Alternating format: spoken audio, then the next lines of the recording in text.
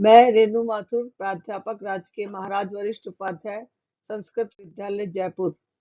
कक्षा 12 की सामान्य विज्ञान की पुस्तक की इकाई 13 का अध्याय 20 औषधीय महत्व के मुख्य पादपों का सामान्य विवरण।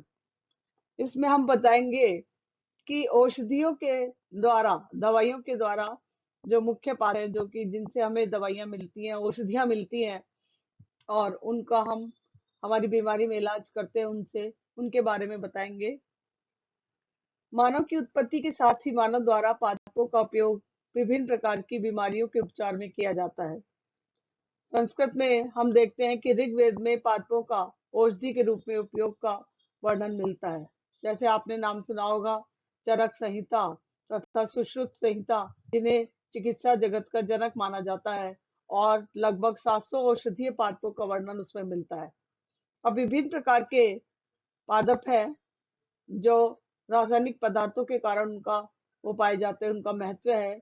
जैसे एल्केलॉइड्स, ग्लाइकोसाइड्स, टैनिन, रेजिन, वाष्पशील तेल, श्लेष्मा, गौन आदि। इन्हें पादप अपने विभिन्न भाग जैसे फल, बीज, छाल, जड़, पत्ती आदि में संग्रहित रखते हैं। और औषधीय पादप जंगली या वन्य होते हैं।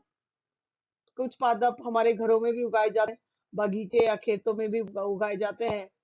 समस्त यूनानी और आयुर्वेदिक औषधीय पादपों से ही प्राप्त होती है। तो कुछ महत्वपूर्ण पादप है, जैसे पहला है राउल्फिया सर्पेंटाइना। ये आबीजी पादप है। द्विबीजपत्री, गैमोपेटिली, बाइकार्पोलेटी, जेंशियल्स, एपोसाइनेसिस, राउफेल्फिया, उल्फिया, सर्पेंटाइना, सर्पगंधा। सर्पगंधा एक जाना माना नाम है, आप सभी ने सुना होगा, और इसकी दवाइयां, गोलियां भी मिलती हैं, पाउडर भी मिलता है और बहुत काम आता है ये। और कोरोना के टाइम में तो ये बहुत अधिक हमारी जो रोग प्रतिरोधक क्षमता है वो बढ़ाता है। ये पादप उष्णकटिबंधीय हिमालय क्षेत्र, दार्जिलिंग, पंजाब, सिक्किम के तराई क्षेत्र, पश्चिमी घाटों के पठारों, अंडमान के ठंडे क्षेत्रों में बहुत सा पाया जाता है। और इसके अलावा आजकल उत्तर प्रदेश, महाराष्ट्र, जम्मू कश्मीर, बिहार, केरल, मध्य प्रदेश, गुजरात में भी इसकी खेती होती है। इसका पादप बहुवर्षीय झाड़ी के रूप में होता है। लंबाई 15 से 45 सेंटीमीटर होती है और इसकी जो कंदिल जड़ है उससे औषधि प्राप्त होती है। और लगभग 80 प्रकार के एल्कलॉइड्स इसमें पाए जाते हैं, जिसमें एजामेलिन, एजामेलिनिन, सर्पेंटाइन, सर्पेटाइनिन, रेसरपिनिन, रेसरपिन, राउफेलनिन, डिस्परपिडिन आदि मुख्य हैं।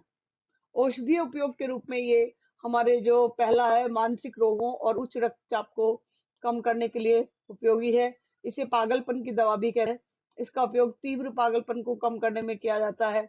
मलेरिया, सर्पदंश, अनिद्रा, मिर्गी आदि में भी होता है। प्रसव काल के समय गर्भाशय संकुचन के लिए भी इसका उपयोग किया जाता है। दस्त, पेचिश, आंतों के दर्द में भी इसकी जड़ों का काढ़ा रोगी को पिलाया जाता है। ये कृमि हर है, यानी कीड़े मारने में भी, पेट के जो कीड़े होते हैं वो मारने की दवा के रूप में भी काम आता है। दूसरा पादप है कुरकुमा लौंगा। ये जाना माना नाम है इसका, हल्दी, जिसका हम मसालों में काम में लेते हैं जिसको। और इसका उत्पादन भारत के विश्व का ये हल्दी का उत्पादन भारत में सबसे अधिक होता है। भारत में इसकी खेती महाराष्ट्र, तमिलनाडु, कर्नाटक, उड़ीसा, आंध्र प्रदेश, केरल में होती है। ये एक वर्षीय शाक है। इसकी ऊंचाई 1 मीटर होती है और भूमिगत प्रकंद के रूप में ये प्राप्त की जाती है, निजमी उगती है। और मुख्य रूप से कुर्क्यूमिन, जिंजिबेरिन, टर्मेरिन तेल, वाष्पशील तेल आदि पाए जाते हैं। इसका पीला रंग इसमें कुर्क्यूमिन के कारण होता है। और औषधीय गुण, हल्दी रक्त शोधक यानी ब्लड, रक्त साफ करने के काम आती है। कृमिहार होती है, नाशक होती है। सर्दी, जुकाम, खांसी में गुनगुने दूध के साथ हल्दी मिलाकर रात्रि को सोते समय पीने से आराम मिलता है। पीलिया, दमा, दस्त, ज्वर, यकृत रोग के रोगियों के लिए हल्दी उपयोगी है। बाह्य और आंतरिक शारीरिक चोटों में दूध के साथ हल्दी का सेवन गुणकारी है। त्वचा संबंधी रोगों, चोट और घाव पर हल्दी का लेप गुणकारी है। तीसरा है पेपावर सोमनिफेरम। वर्गीकृत स्थिति, आवृतबीजी, द्विबीजपत्री, पॉलीपेटली, थैल्मी, फ्लोरी, पैराइटल्स, पेपरवेसी, पेपावर सोमनिफेरस। और सामान्य नाम इसका पोस्त या अफीम है। ये रबी की फसल के रूप में उगाया जाता है। इसकी खेती उत्तर प्रदेश, मध्य प्रदेश, बिहार, राजस्थान में होती है। इसकी खेती हर कोई व्यक्ति नहीं कर सकता, सरकार से आज्ञा लेनी होती है और इसकी खेती पर सरकारी नियंत्रण होता है। अफीम का पादप 1 वर्षीय है। इसमें एकल अंतस्थ पुष्प और फल कैप्सुला होता है। कच्चे फल कैप्सूल से प्राप्त किए जाते हैं और कच्चे फल पर विशेष प्रकार के धारदार चाकू द्वारा चीरा लगाया जाता है। चीरा लगाने पर हल्के पीले रंग का दूध या लेटेक्स निकलता है। ये दूध सूखने पर भूरे काले रंग का हो जाता है। 30 प्रकार के इसमें एल्कलॉइड्स होते हैं। मुख्य मॉर्फिन, पेपावेरिन, कोडीन, नार्कोटिन, थिबेनिन, नार्सिन आदि। ये अफीम शामक और शामक गुण वाली होती है। इसका उपयोग दर्द निवारक दवाई के रूप में किया जाता है। यह अतिसार और दस्त में लाभदायक है। कोडीन का उपयोग खांसी, जुकाम, नजले में किया जाता है। अफीम उत्तेजना और बेचैनी से राहत दिलाकर नींद को प्रेरित करती है। इसका अधिक उपयोग से भूख लगना कम हो जाता है। कब्ज, अनिद्रा, लकवा, मूर्छा आदि बीमारियां हो जाती हैं अधिक उपयोग से।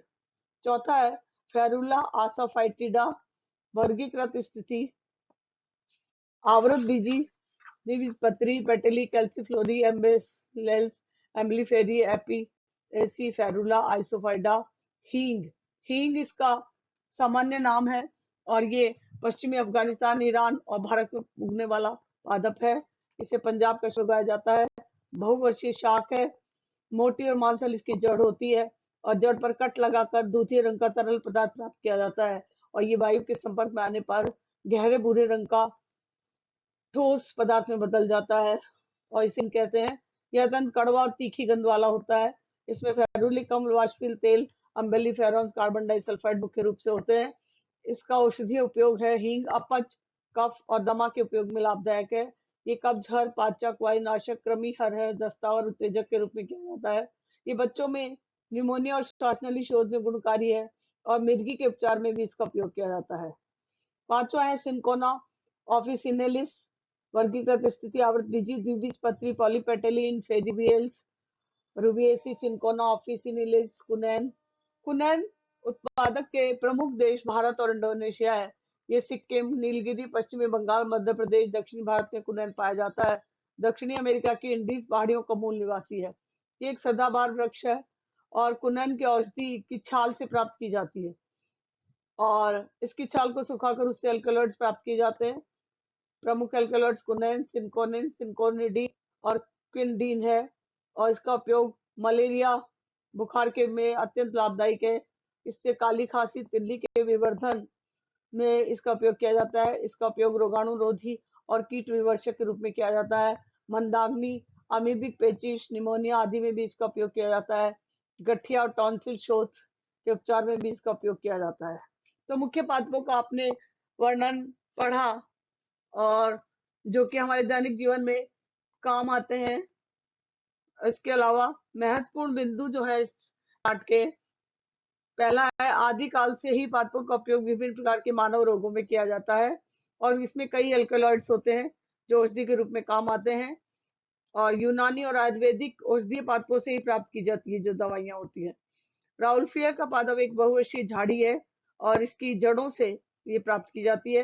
ये मानसिक रोगों, पागलपन, मलेरिया, सर्पदंश, मिर्गी आदि में लाभदायक है।